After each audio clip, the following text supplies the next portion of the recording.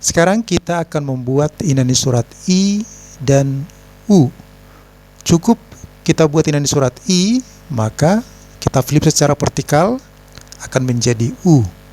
Sekarang copy gambar inani surat I, buka font lab. Karena tombol I kecil sudah digunakan untuk anaknya surat I, maka inani surat I akan kita masukkan di tombol I kapital huruf besar. Klik 2 kali. Klik kanan, paste artwork. Sekarang ini kita gambar, klik rapid 5, buatlah gambarnya seperti ini, 3 gambar ini.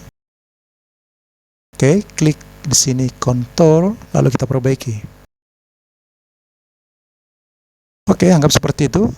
Klik gambarnya lalu hapus, kemudian di blok keseluruhan, Ctrl C, klik nama filenya, ini dan surat I, kemudian buka tombol U huruf besar, karena di sini tombol U kecil sudah digunakan untuk ini surat U, maka kita menggunakan tombol U kapital. Klik 2 kali, klik kanan, paste contour, klik tools, transform, flip vertikal, maka dia sudah menjadi U. Klik nama filenya, maka di sini sudah ada inani surat I dan inani surat U.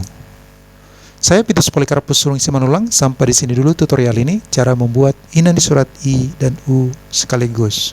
Sampai bertemu kembali dalam tutorial selanjutnya dalam membuat inani surat lainnya.